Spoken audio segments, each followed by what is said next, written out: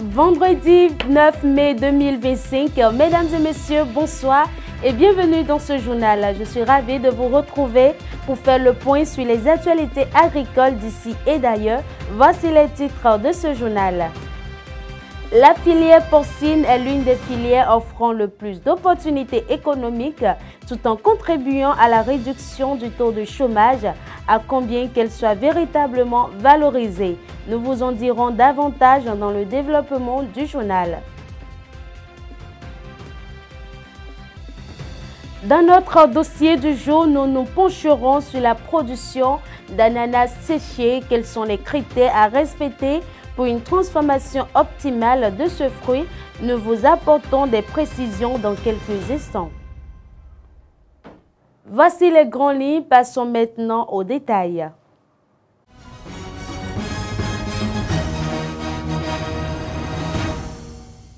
À nouveau, bonsoir à toutes et à tous. Commençons par la météo. Direction le département de l'Atlantique, plus précisément à Ouidah. Demain, le soleil se lèvera à 6h36 et se couchera à 19h00, soit une durée d'ensoleillement de 12h24. En matinée, le temps s'annonce peu clément avec une température de 27 degrés Celsius ressentie à 31 degrés Celsius, accompagné d'un vent soufflant du sud-ouest à une vitesse de 18 km par heure. En soirée, les nuages feront place à un ciel dégagé. Le mercure affichera 30 degrés Celsius avec un ressenti pouvant atteindre 36 degrés Celsius. Le vent, quant à lui, soufflera désormais du sud à 23 km par heure. De plus en plus de personnes travaillent derrière un écran dans le domaine de l'agriculture. Nous parlons ici des métiers de l'agriculture numérique, un secteur en pleine croissance dans d'autres pays, mais qui reste encore peu exploité au Bénin. Suivez cet élément signé Madeleine Atodino et Love Adrokou. De nos jours, l'agriculture ne se limite plus aux gestes traditionnels dans les champs. Elle s'étend silencieuse mais puissante derrière des écrans. Oui, l'agriculture devient numérique. Derrière ces écrans, on retrouve une nouvelle génération de professionnels, agriculteurs numériques, analystes de données agricoles, techniciens de précision, opérateurs de drones, développeurs d'applications agricoles. Autant de profils qui transforment le secteur. Grâce à ces métiers, l'agriculture devient plus précise, plus durable et plus rentable. On planifie les semis avec des logiciels, on surveille les cultures en temps réel grâce à des capteurs, on analyse les sols, on pilote des drones, on anticipe les maladies. Tout ceci fait preuve d'une révolution silencieuse et grandissante qui est en marche. Au Bénin, ces métiers sont encore peu connus, mais leur importance est déjà bien réelle. Dans un pays où une grande partie de la population vit de l'agriculture, le numérique peut devenir un levier puissant pour l'emploi des jeunes, pour l'innovation et pour la sécurité alimentaire. Mais cette transition ne se fera pas toute seule. Il est temps que les autorités béninoises s'impliquent. Il est temps d'investir dans la formation des jeunes, de créer des centres spécialisés et de soutenir les start-up agricoles numériques. Il est également temps de donner aux jeunes des clés d'un avenir prometteur dans un secteur vital. L'agriculture numérique n'est pas un rêve lointain, c'est une réalité en construction, une réalité que le Bénin ne doit pas rater. Restons dans l'actualité agricole avec ce bref retour sur un événement marquant de cette semaine. Le lancement officiel de l'outil Tracking Financial Flows to Food System s'est tenu ce jeudi 8 mai 2025 à l'hôtel Novotel de Cotonou en présence des autorités des ministères de l'Agriculture, de l'Économie et des Finances ainsi que d'autres acteurs de divers secteurs. Cet outil, fruit de la coopération entre le FIDA, la Banque mondiale, GAIN et d'autres partenaires stratégiques, vise à fournir des données probantes sur les flux financiers destinés au système alimentaire tant au niveau national qu'international. Lors du Conseil des ministres tenu le 7 mai 2025, le gouvernement béninois a approuvé la construction d'un centre d'enfouissement technique à Parakou, un projet piloté par la Société de gestion des déchets et de la salubrité dans le but d'assurer une gestion plus durable des déchets dans la ville. Ce centre vient renforcer les efforts engagés depuis 2023 pour faire de Parakou une ville plus propre, conformément à la vision du président Patrice Talon. La filière porcine est un secteur porteur qui peut non seulement générer des revenus considérables, mais aussi contribuer à la création d'emplois. Nous avons reçu dans notre émission L'entretien du jour Jean-Claude Kodia, président de la FECOFIPOB, qui nous en dit plus sur les potentialités de cette filière. Suivez. Le problème, c'est qu'aujourd'hui, à l'échelle nationale, les éleveurs que nous avons sont pour la plupart des amateurs. Nous voudrions donc donner les compétences nécessaires aux éleveurs afin qu'ils deviennent des professionnels, c'est-à-dire les basiques de la porciculture, les questions liées à l'alimentation, au choix des races, les questions de prophylaxie médicale et sanitaire, la gestion d'une ferme porcicole et beaucoup d'autres choses. Et c'est cela qui donnera la garniture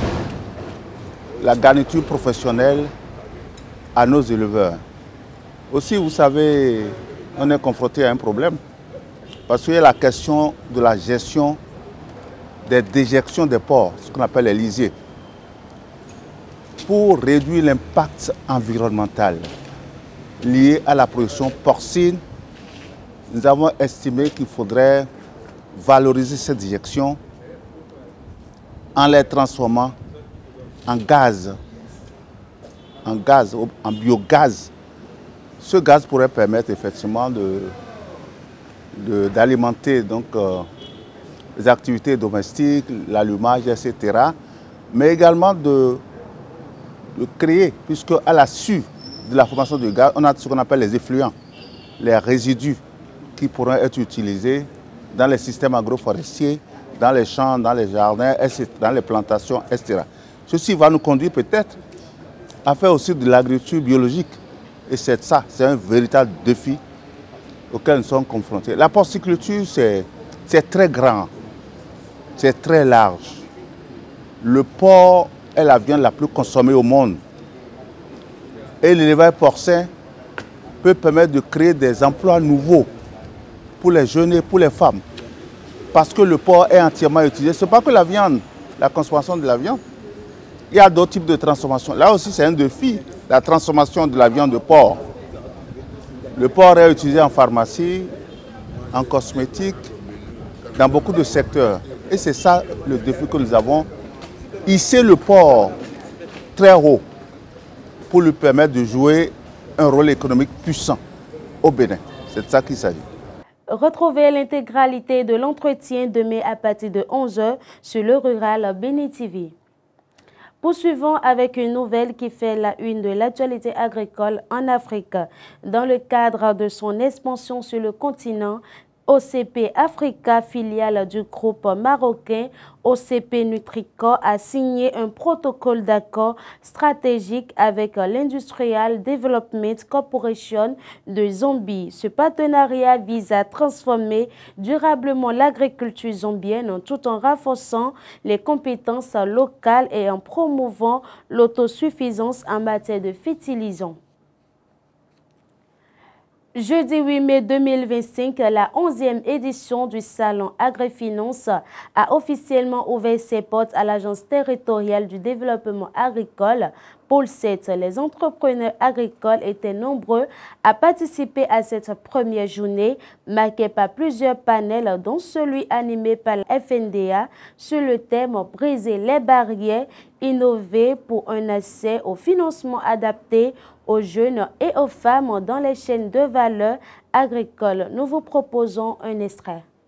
Suite à leur première question, nous avons profité pour présenter un peu ce que l'UFNDA a fait et ce qu'il y a dans le partenariat conclu avec les institutions financières de la place, c'est-à-dire les SFD et les banques. Donc à la fin, au thème donc, de ce panel, en conclusion, nous pouvons dire que les jeunes ne sont pas encore suffisamment informés. Ils ont exprimé, je vais dire, ce besoin d'information. Ils ne sont pas suffisamment informés.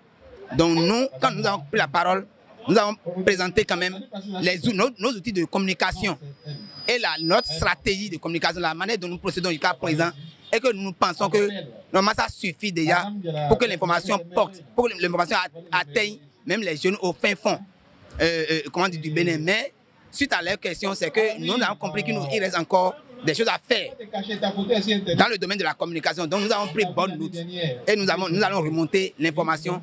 Donc ça veut dire que nous allons encore faire beaucoup pour que l'information puisse atteindre encore la majorité des jeunes. Puisque en fait, c'est d'eux qu'il s'agit. Puisque l'objectif donc du FNDA, c'est qu'il faut que les petits producteurs, pour ne pas dire les jeunes, et les femmes au fin fond des villages, dans les zones reculées, soient touchés par les produits du FNDA. L'autre point dans la synthèse, les jeunes n'ont pas compris que pour bénéficier des crédits aux conditions du FNDA, il faut forcément remplir les conditions d'accès au crédit auprès des PSF, c'est-à-dire auprès des partenaires des services financiers. Donc, ils croyaient qu'il y avait un allègement à leur niveau, c'est-à-dire un allègement à l'endroit de cette cible pour que les crédits soient octroyés facilement. Ce n'est pas ça. Nous leur avons expliqué qu'il faut forcément qu'ils remplissent d'abord les conditions d'accès au crédit auprès de ces institutions avant que leur dossier ne soit étudié, instruit et validé. L'ananas séché, au-delà de ses multiples vertus diététiques et nutritives, est une opportunité pour valoriser la chaîne agricole béninoise. Cependant, les producteurs font face à certains défis dans le processus de transformation. Madeleine Atodino et Pierrot Dedila nous en parlent dans ce reportage.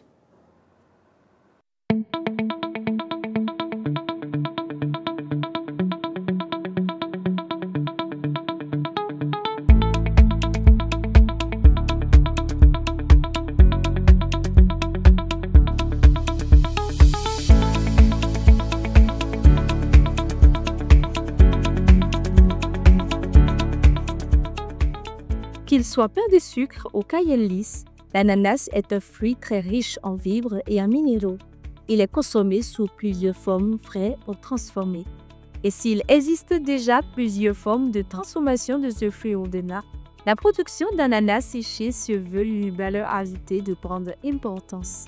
Et dans la transformation, nous avons plusieurs produits. Donc, ce produit-là qui est l'ananas séché aujourd'hui, est aussi une variété de la transformation.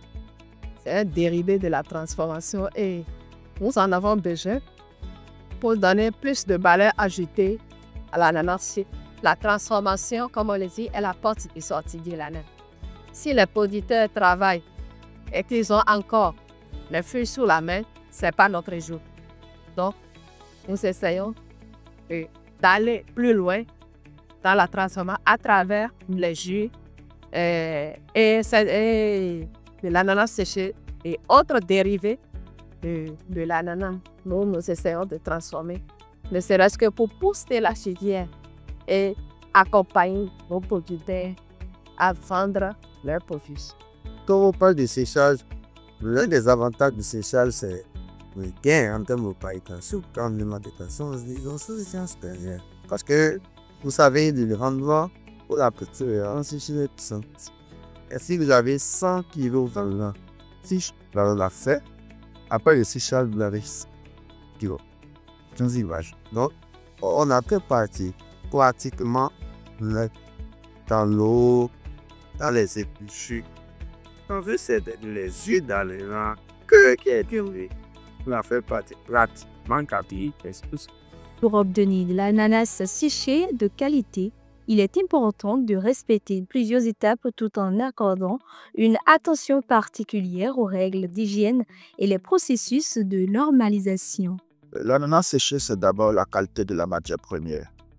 Et si vous n'avez pas une bonne matière première, vous n'aurez pas un bon rendement. Donc, il y a un travail de fond d'abord au niveau de la production.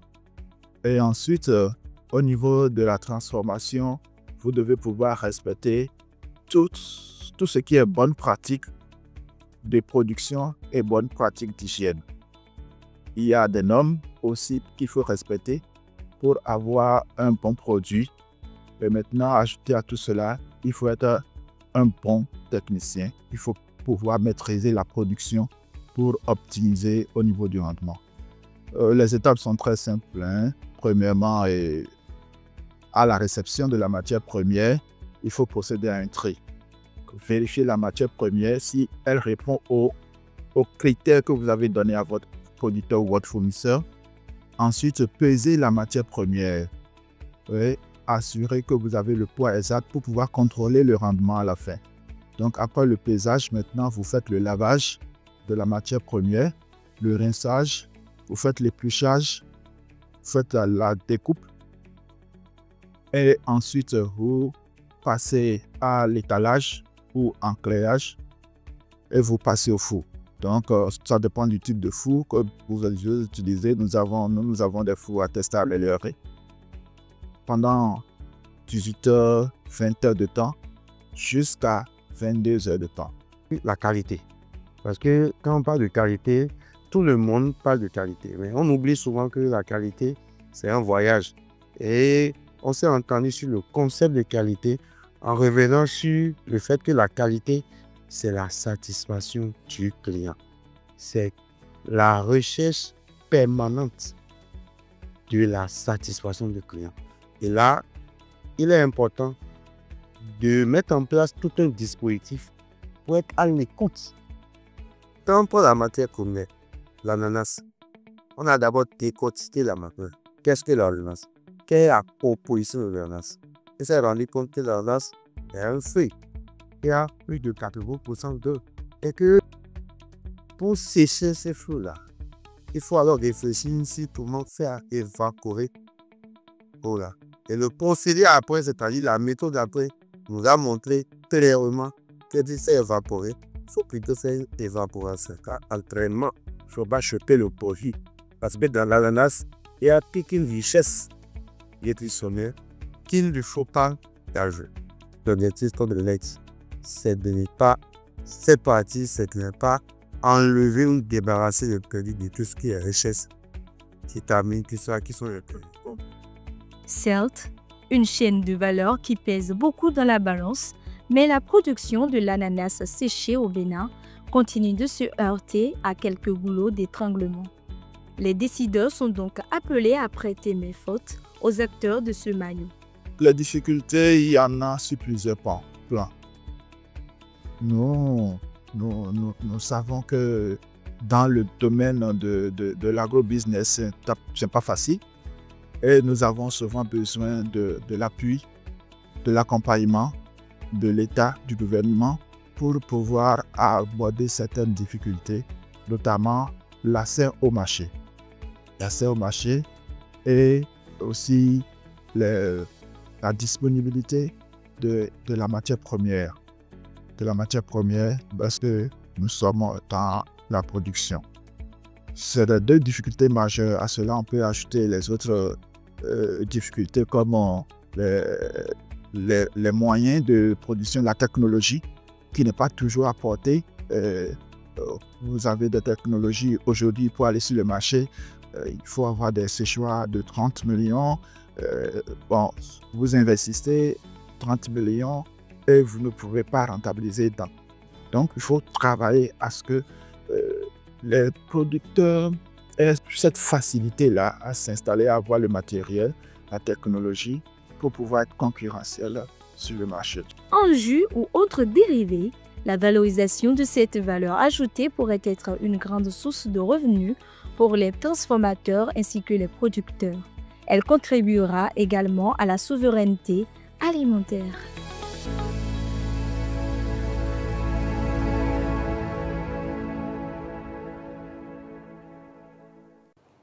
Et voilà, nous arrivons au thème de cette édition. Garde tes yeux fixés sur les étoiles et tes pieds sur terre. C'est sur cette citation que nous refermons ce journal. Merci de l'avoir suivi. Portez-vous bien. À très bientôt.